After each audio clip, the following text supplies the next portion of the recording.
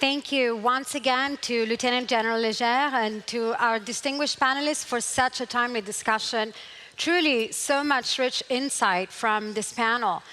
You raised many crucial points, including that, as the inimitable Jens Stoltenberg has stressed, that we can no longer separate regional from global security, which have become more interconnected than ever before. In this context, as Lieutenant General Leger just reminded us, some of the supply chains being supported by European ministries are in fact being used against us, and we need to address that. Equally, we've witnessed a shift in the nature of China and Russia's military partnership, with Russia now being the junior partner in this relationship, and China seemingly committed to ensure that Russia does not lose in Ukraine. While there are limits to this partnership, after all, it raises the reality that it might be difficult to exhaust Russia's military supplies, raising important questions for transatlantic strategy in supporting Ukraine.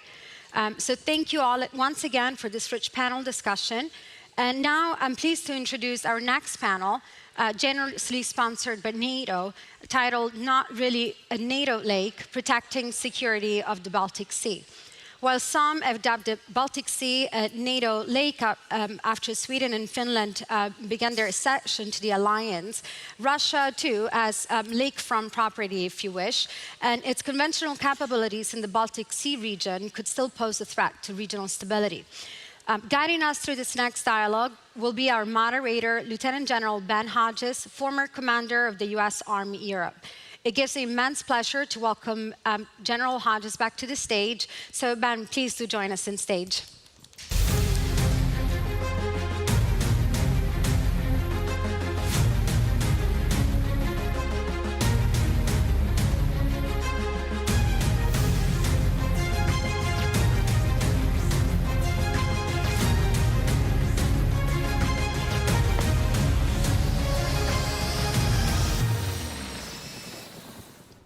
Okay, thanks for this opportunity here. You guys are in for a treat. You've got an Army guy that's going to talk about the Baltic Sea. I mean, how hard can it be? I'm going to dispense with all the kind of preliminary stuff and introductions and everything. You're here because you already care about the Baltic Sea region and you understand what it's about. So let's get to it. First question is going to be to our friend Marko Mihkelson, as Member of Parliament from Estonia. Marko, what needs to be done to improve the collaboration among Baltic states and other NATO allies in the region in order to enhance regional defense and security? Is there already kind of a framework that exists?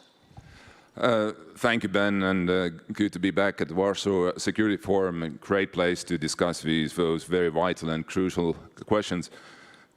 To your question, I think we have an excellent, actually, experience and framework established between specifically Baltic nations already for the last 25 or so years, and not only during that time, and we have been members of alliance since 2004, and actually this is a very kind of going down to the basically daily basic communication on different levels. Then it comes to the questions how to coordinate, what kind of joint activities within the alliance or in the region we have to take up, and specifically what has happened during the last 2.5 years or so, of course, during the full-scale invasion of Russia against Ukraine, is that we are highlighting the most important parts of what we have to do as allies, not only as Baltic nations, but all of us, meaning that we have to increase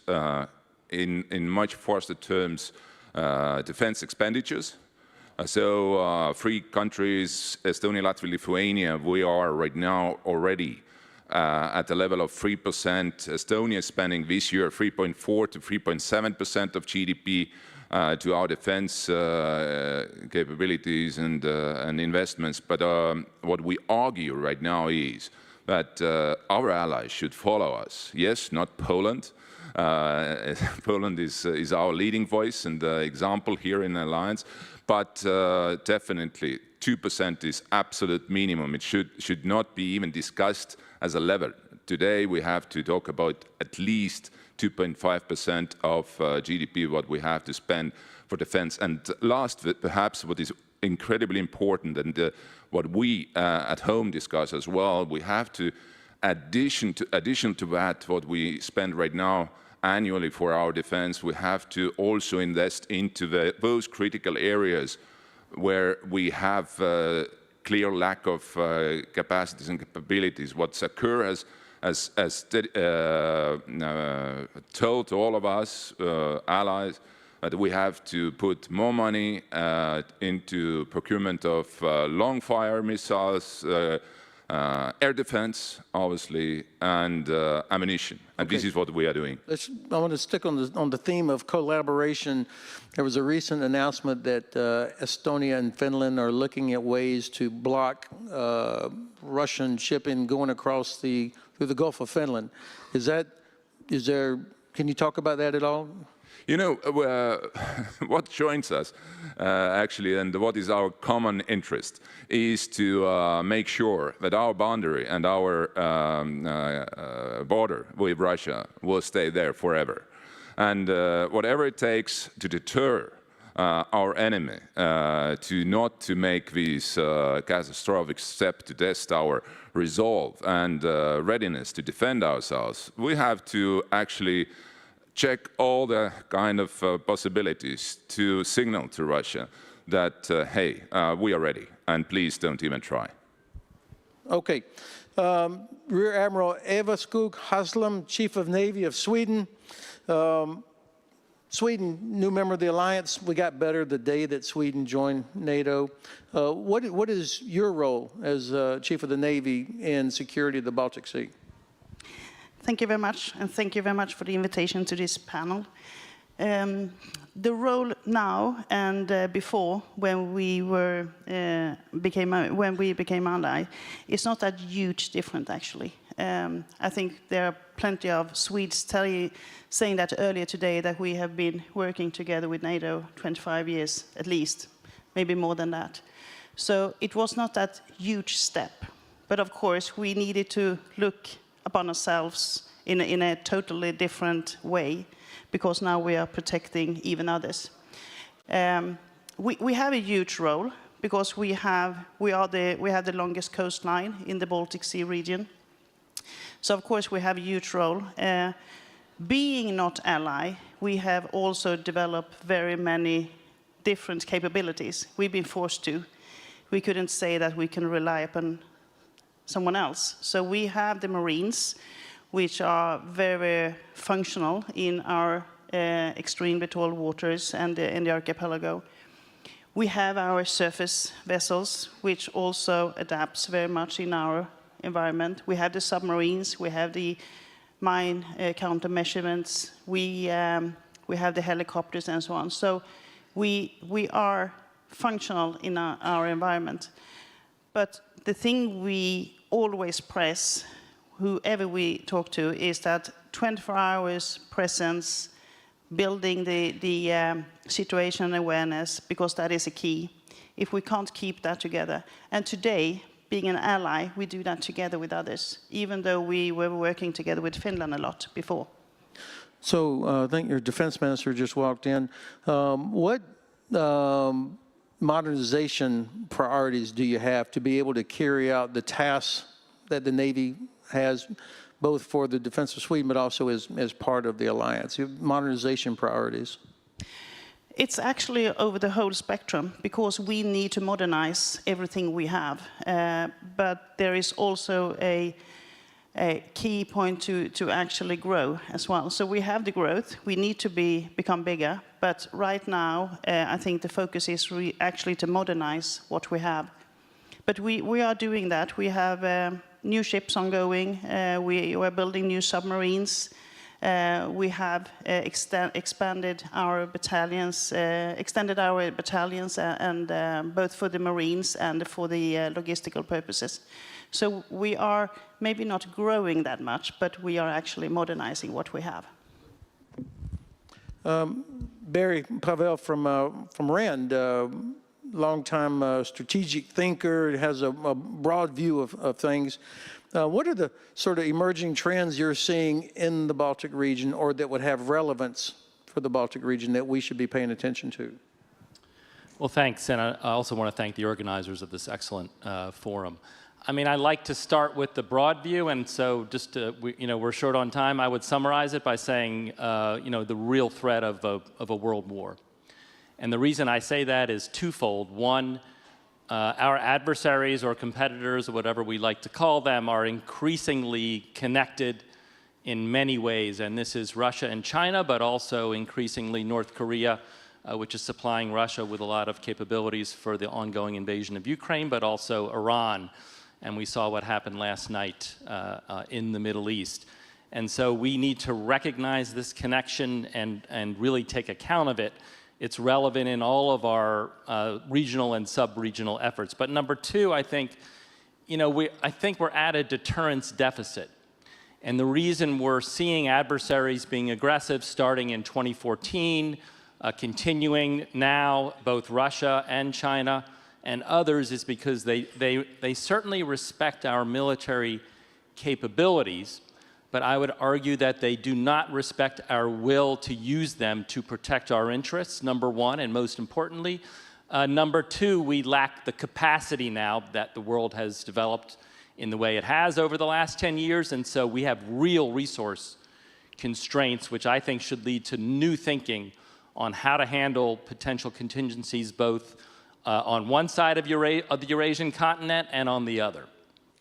So the Chinese have tried to increase a presence in the Baltic region with exercises, but also in the Arctic region as well. What are the implications for the Baltic region of what China is doing? So I just think we need to kind of fast forward and think ahead to where China might play a more robust role in Russian adventurism, and Russia certainly has indicated that it will play a role in Chinese aggression and coercion in the Indo-Pacific. And I think we should drop this suggestion that these are separated contingencies. European interests are directly invoked in a China-Taiwan conflict, just as American interests are directly invoked, obviously, in a NATO conflict with Russia. And so these adversaries are working together. They're very ambitious. We saw the exchange between Putin and Xi Jinping in March 23, where Xi Jinping turned to Putin after a state dinner and said, if we work together, we can shape the next 100 years of global history. We're not being that ambitious. We're not making the connections between the amazing unity among the allies in North America, Europe, and Asia. We should be locking that unity in. We should be erecting new arrangements. We should be increasing sanctions against Russia together, not just some of the banks, but all of the banks, for example. We should be enabling Ukraine to win instead of letting them lose slowly, and a number of other, we need to raise the ambition because we're in a new era of history. Our adversaries recognize it, but we're still sort of playing incremental small ball. Okay, let's follow that sort of theme. And by the way, I think of them as enemy, not adversaries or competitors. I think it's much clearer just to say they are the enemy. And how do we deal with that? But Marko, sanctions, China, Russia exports oil using a so-called shadow fleet that goes out through the Baltic Sea, the Black Sea, and on the northern trade route. As a member of the Parliament of Estonia, I mean, what sort of policies are out there that should enable us to turn that off or block that? I would like to actually zoom out to this very specific question of what we can do on the Baltic Sea to fight against this shadow fleet. I think this is a much larger question. And the question is that what we as allies have agreed up and about to buy oil, gas, or coal from Russia, and or what kind of policy we have. And unfortunately, we have to be very frank that, as Barry said, that we have not shown with our own steps and activities that we are taking serious helping Ukraine. How come we have paid around 200 billion euros as European allies to Russia since February 22, buying oil, gas, and coal? More than we have spent helping Ukraine in their efforts to win in this war. So if we don't have strategy right now, and we don't have strategy at the moment to tell that yes to everybody, to enemies, to Russia, that we are here till the Ukrainian victory. Unfortunately, what we see today, almost daily, defeatism is coming from certain, I'm not saying capitals, but maybe some certain groups of interest to somehow calm down or kind of find a way to negotiations in terms of pushing Ukrainians to accept loss of some territories. That is exactly what will lead us to the global conflict, perhaps direct war between Russia and NATO. And we should not do that. And this is why we have to sanction Russia. We have to be very bold in that, because Shadow Fleet, they have around 1,400 vessels available today globally what can do this job, not only through the Baltic Sea, but everywhere else. So it's much more serious issue rather than just how to block them to go through Danish Straits. Great. All right. Well, then let's talk about how do we do that. Admiral Haslum, what are the considerations for the role of a Navy in whether it's enforcing sanctions in this situation, or what kind of policies? What are we talking about if we're going to actually do this? To start with, I think everything is about cooperation. Because we need to cooperate, we need to share information. And that is not only for the armed forces to do, because I claim that this is an interagency situation. We need to work together between agencies, between nations. And we need to be prepared both for hybrid threats and up to the nuclear. So hybrid attacks to nuclear attacks. And we need to prepare ourselves for all different kinds of situations. Because if we only focus on one situation, the hybrids, for example, then of course we are hit where we are at the weakest, and vice versa. So it's not only for the armed forces, it's not only for the navies to cope with this situation we have. So everyone needs to actually focus on the problem. But we have legislation, we have international rules of this kind of situation that we plan for. Okay, so help this infantry officer, retired, understand the practical aspects of, you've gotten the legal authority, the union, your nation has said this vessel is violating international law because it's unsafe, we think it's leaking, or it's not properly responding, whatever. And I really would like to give you a very, very easy answer on that one, but Please, it's not that go easy. ahead. It's not easy because it depends on what country you're in, if you're in internal waters or not. All right, it's in internal Swedish waters. In internal Swedish waters, we have all legislation between different agencies in the armed forces and in the Coast Guard. But the problem is often outside the internal waters, but it still actually harms us. It could be an environmental problem. Right. Then it doesn't go for the armed forces to solve. Then it's the civilian agencies actually who has to take care of that problem. But it can actually very, very quickly move over to a military problem. So if we in the West got serious about actually defeating Russia, and we made the decision we're going to stop their ability to export oil and gas to India and China, who would be the authority to say no Russian Shadow Fleet vessels are going to be allowed to pass through the Danish Straits? What authority is that? Actually, no one, because that is against the international law. Even if it's leaking and it looks like it's about to be an environmental disaster? If it is an environmental disaster, then if it goes through the Danish Straits, it's up to Denmark. Okay, good. I think I'll be doing some more homework on that one.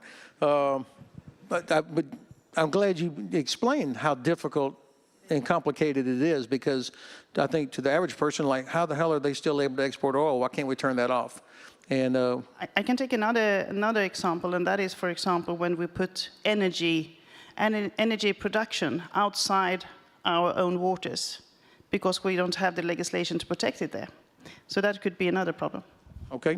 All right. I'm going to ask one more question here, and then I'd like to open up in our last 7 minutes. So that clock moves really fast. Barry, as you survey the situation, what more needs to be done in terms of maritime deterrence by the alliance? Sure, and I defer to the professionals on the panel, but I mean, I think, you know, maritime forces can contribute to the restoration of deterrence, and I think we've seen some areas of general deficiency in the current effort to support Ukraine and prepare for our own deterrence, and that includes areas like integrated air and missile defense, ISR, mining, and other capabilities like that. And in some ways, you could kind of go back to the 1980s maritime strategy, where we had naval forces in the region prepared to pressure the Soviet Union in the north in response to an attack through Central Europe. But you can imagine sort of, you know, a similar or analogous effort if there were a contingency today. But so I think naval forces have an important role, but I also think Europe needs to lead, the European members of NATO need to lead the Baltic Sea effort because a lot of U.S. maritime forces are going to be focused on a very heavily maritime demanding contingency regarding China, Taiwan. Okay, so I think we've got time for probably 4 or 5 questions right back there in the left. Please, no political statements, just a good, sharp question.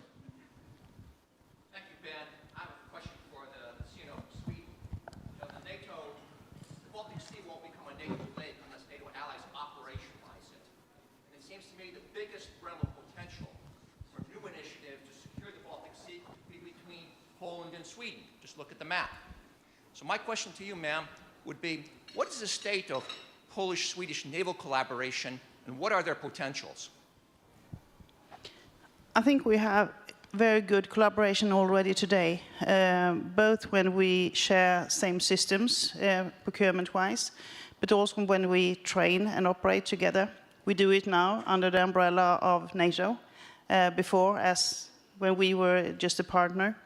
So I think there are huge, actually, possibilities in the future to continue and extend that cooperation.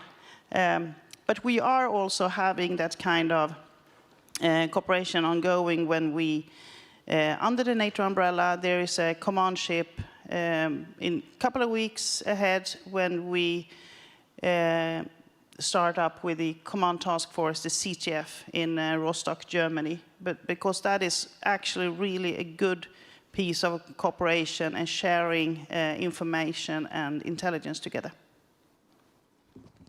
So what is the headquarters that's responsible for the Baltic region? Is there a place where everybody in the headquarters wakes up in the morning, smells Baltic air, and is responsible for the Baltic? That is the purpose, and so that is placed in Rostock, Germany. So the CTF is under command from Marko, which sits in UK. So that is the purpose with the CTF Baltic. Okay, Edward Lucas.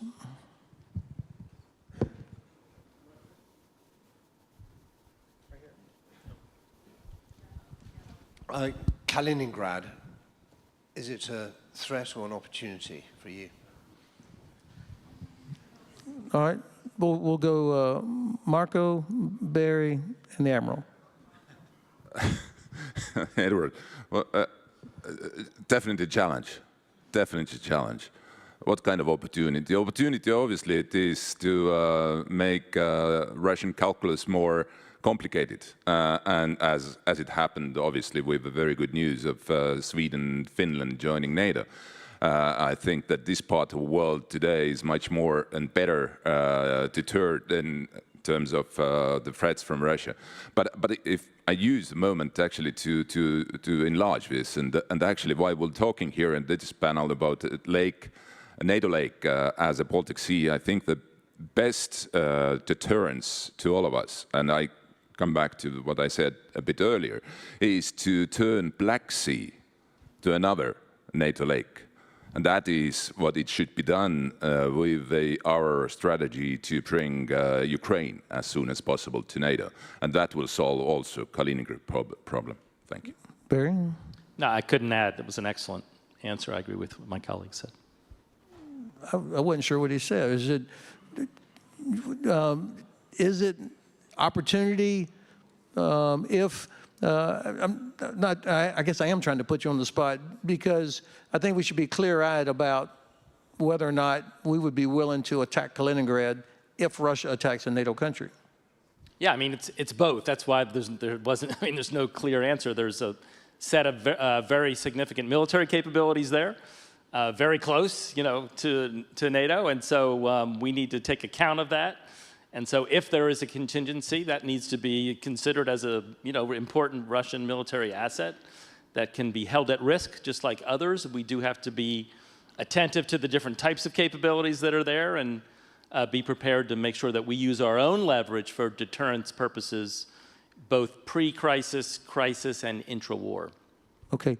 Let me come back to you in the last couple of minutes, Admiral, if you don't mind. Reinhard from Latvia. Thank you. I would like to be slightly more provocative. Is there any tolerance threshold for NATO when it comes enough is enough? When it comes to deterrence building, there is a limitation as well. And here I'm talking about the covert operations, signal jamming in the Baltic Sea that is endangering civilian aircraft, airways, different infrastructure as well. Is there any point where there actually should be a counteroffensive measures taken? Very good. Because certain signals, we know where they're coming from. And it's not Kaliningrad, it's Königsberg. Okay, Admiral, could you address that? I think that should be a politician answering that one. Actually, I'm just a measure to cope with that problem. All right, well, let me change it then. Yeah. How does Kaliningrad/Königsberg affect Swedish Navy operations on a daily basis? Yeah, I can see that. I think all the Baltic Sea countries, we live under the Russian A2, AD bubble already. So it's not a question about coming into it or something. So, I mean, we are already there.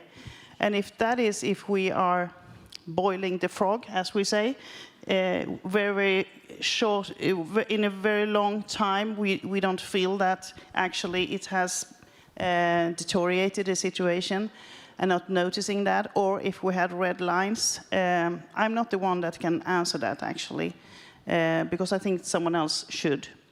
But there are differences between, for example, the Black Sea and the Baltic Sea, because the Black Sea was actually closed. They can't reinforce into the Black Sea. The situation in the Baltic Sea would be quite different if that situation occurs in here. So the Kaliningrad situation, I mean, they can always reinforce into the Baltic Sea continuously. So that is actually totally different. And if they are provoking or attacking more, I would claim that NATO is much more powerful in this region. Okay, we are out of time, but it's clear that the issues about securing the Baltic Sea, it's not just some lake just because everybody that lives around it, except for Russia, is a member of NATO, that there are real hard political issues, legal issues, economic issues that require great quality naval officers and diplomats to help figure out how we're going to do this. So thank you all three for taking tough questions.